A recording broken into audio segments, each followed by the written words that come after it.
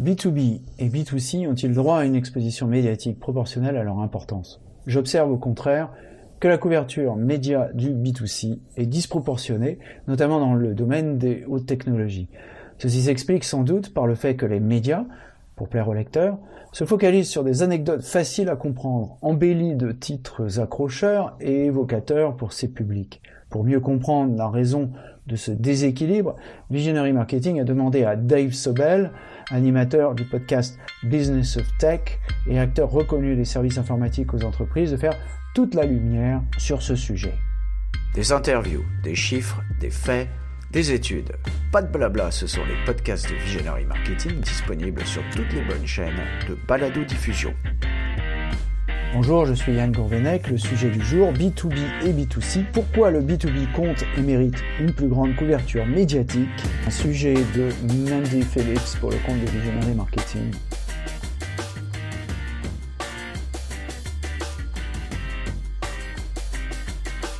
Je suis actuellement étudiante, c'est Mandy Phillips qui parle bien entendu, à l'université, sur le point d'obtenir mon diplôme et l'heure est venue de trouver un emploi lucratif dans un secteur porteur. Tous les étudiants sont confrontés à cette situation et je ne dois pas être la seule à être un peu tendue. C'est en effet l'aboutissement de toutes mes années d'études et je vois mes amis plus âgés décrocher des emplois dans des entreprises telles qu'Apple et Facebook. J'admets indéniablement que le fait de dire que l'on travaille pour un géant de la technologie a de l'allure et fait tourner les têtes. Mais ce podcast sur les services informatiques B2B et leur comparaison au B2C m'a incité à approfondir mes recherches et à remettre en question mes objectifs de recherche d'emploi, largement influencés par ce que j'ai entendu répéter autour de moi. Tout au long de mes études de commerce, on m'a appris à penser uniquement en référence aux consommateurs. Que veulent-ils? De quoi ont-ils besoin? Ce modèle commercial est communément appelé Business to Consumer, B2C, ou Direct to Consumer. Un modèle où une entreprise se concentre sur la vente de produits ou services directement au client final. Je n'avais auparavant jamais pensé aux services inter-entreprises, notamment dans le secteur des technologies. Le business to business, B2B, concerne les entreprises qui effectuent une transaction commerciale avec une autre entreprise, qu'il s'agisse d'un service, d'un produit ou d'une collaboration. Vous trouverez dans l'article associé à ce podcast une infographie réalisée par Mandy qui décrit brièvement la différence entre le B2B et le B2C selon elle. Je me souviens vaguement d'un de mes professeurs qui a mentionné ce mot B2B, c'est toujours Mandy Phillips qui parle, brièvement au milieu d'une phrase en passant, puis a poursuivi sa leçon. Remarquez, n'importe qui aurait pu écrire cette phrase. Il ne m'a pas aidé à évaluer l'importance du B2B et sans doute que personne dans cette classe n'a eu l'idée de se poser la question non plus. Les étudiants apprennent comment les entreprises s'approvisionnent en matériaux pour leur production ou comment elles externalisent la fabrication des produits. Mais cela semble toujours évoqué comme un simple prologue à la sortie d'un produit destiné aux consommateurs. Mes camarades et moi-même sommes donc encouragés à intervenir au point culminant de l'histoire du produit et à commercialiser, vendre et livrer aux consommateurs. On parle peu des services B2B après la fabrication du produit et on ne met pas l'accent sur les opportunités B2B actuelles. En outre, les médias grand public qui parlent de ces sujets ne sont pas légion. Je pense, c'est toujours Mandy Phillips qui parle, que si je n'ai pas reçu un enseignement suffisamment approfondi sur le B2B, c'est peut-être aussi parce que les médias n'y prêtent pas suffisamment attention. En effet, ces derniers ont tendance à se concentrer sur le B2C et, comme celui-ci concentre l'attention du plus grand nombre, on pense à tort qu'il est le véritable moteur du commerce, qui génère plus de revenus et donc qu'il est plus important. Dave Sobel, animateur de l'émission Business of Tech, un acteur de premier plan dans la prestation de services informatiques, a fait de cette disparité son métier. Dans ce podcast réalisé par Visionary Marketing, Sobel explique en substance que ce phénomène s'explique par le fait que le B2B est plus ardu.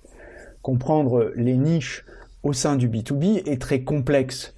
Il y a aussi le défi supplémentaire de rendre ces sujets professionnels digestes pour le grand public.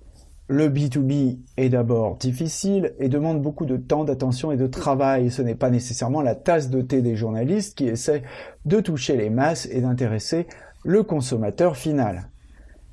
Le monde de la high-tech en particulier est attiré par les sujets universels, qu'il s'agisse des derniers gadgets à la mode ou l'endroit où sera implantée la prochaine usine Tesla. Les gens adorent lire les articles sur les startups et les bidules technologiques, mais ont tendance à ignorer le secteur des services et en particulier ceux qui s'adressent aux entreprises. Le fait de se concentrer sur des sujets généralistes rend ainsi marginale la publication de billets sur des sujets de niche, dont ceux relatifs aux services B2B. Afin de mieux comprendre les services B2B, Sobel suggère un test. Demandez à n'importe quelle entreprise quels sont les fournisseurs qui l'accompagnent dans sa mise en place des technologies logicielles ou matérielles. Vous vous rendrez ainsi compte que ces métiers, et je cite Sobel, concernent un nombre incroyable d'entreprises petites ou grandes. Dans ces entreprises, le travail implique un leadership fort, une gestion de projets au cordeau, des compétences techniques en vente et en marketing. En particulier, c'est dans le domaine des compétences techniques que les besoins en recrutement sont incroyablement nombreux, nous dit-il, et les besoins de nouveaux profils importants. Il peut également être intéressant de commencer dans l'une de ces petites organisations, puis de gravir progressivement les échelons. Ce qu'il faut retenir, c'est que pour chaque dollar vendu, c'est toujours David Sobel qui nous le dit, il n'y a que 8 $ de service en moyenne, mais pour une entreprise comme Microsoft, c'est 12 $ de service pour chaque dollar vendu. Dans l'ensemble, les entreprises B2B ont tendance à être plus performantes que les entreprises B2C, nous dit-il. Si l'on fait abstraction du discours financier, Dave Sobel fait remarquer que le secteur des services en B2B offre de nombreux défis intellectuels à relever. Par exemple, en surface, les projets d'intégration autour des données de santé peuvent sembler terriblement ennuyeux.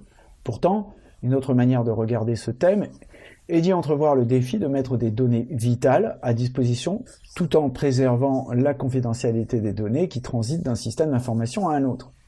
Voilà un exemple de résolution d'une question complexe dans le cadre des services B2B. Et une telle solution permet d'aider les nombreux acteurs d'un processus professionnel qui a plus de valeur qu'une application jetable de retouche de photos, nous dit Sobel. Les apparences sont parfois trompeuses. Pour la même raison que nous ne pouvons tous devenir des joueurs de football professionnels, il est nécessaire de comprendre que des opportunités réelles se cachent derrière des sujets apparemment ennuyeux. C'est quand on décide de les approfondir que ces sujets-là deviennent passionnants. Les emplois dans les services en B2B peuvent être lucratifs et intéressants. Il y a de la beauté dans la complexité et un avenir à saisir dans la compréhension de cette complexité. Une fois que j'aurai obtenu mon diplôme, c'est Mandy Phillips qui parle bien entendu, j'ai l'intention de me tourner vers une carrière dans les services B2B et les étudiants qui me lisent feraient bien d'en faire autant. Nous les laissons maintenant en compagnie de Dave Sobel pour le podcast original en anglais. Bonne écoute. Well, I'm here with Dave Sobel. Hi, Dave. You're talking from Virginia. You're the host of the Business of Tech podcast, and you're an expert in IT, MSPs.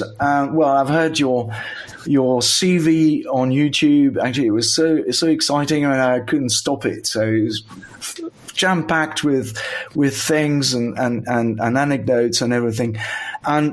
And there's one thing that I particularly liked in your video is that you said that in the newspapers and in the media in general, they were just talking about the big guys and the stuff which is good for all the gadgets for B2C, you know, and everything in the middle was sort of lost to them. And yet, this is where it happens, you said.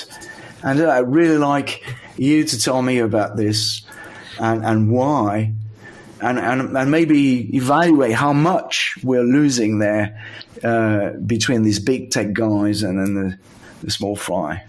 Well, thanks for having me. I'm super excited. I get so excited about talking about this. So I've been in the tech space my entire career.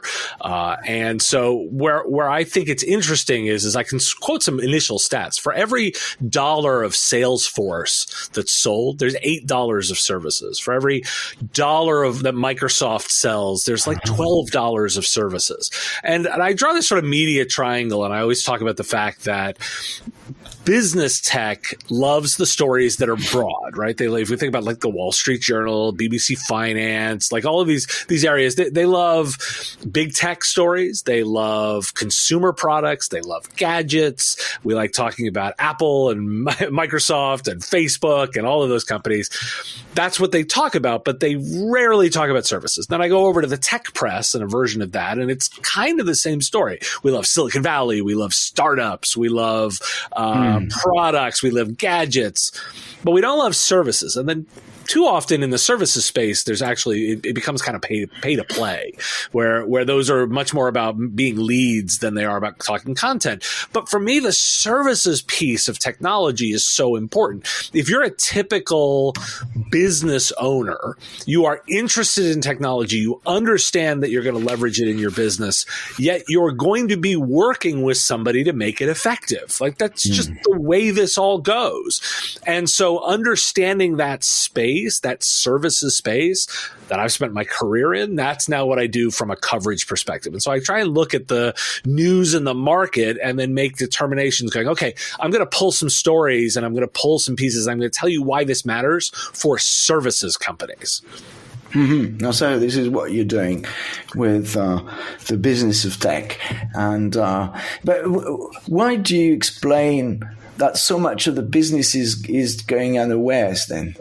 Because it shouldn't be. I mean, if you're interested in the economics, you're interested in the numbers. And if and it doesn't really add up. I mean, I was trying to find out how much B2B was weighing in e-commerce, for instance. And then, we found the numbers in the UK and it amounts to 80%. Right. It's huge. It's huge. Well, so let's start off with it's hard, right? Like these are oftentimes areas that are difficult. There's a reason. Now, I always quip on my show, I like hard problems because in mystery there is margin. I can make money in hard things. And so it's hard. So if you're a journalist trying to figure something out, it's easy to talk about a product that can go into a consumer's hand, but it's really hard to talk about some service offering or the implementation of a technology as a service and how that's going to result in outcomes for the business. Like, that's hard. I get it.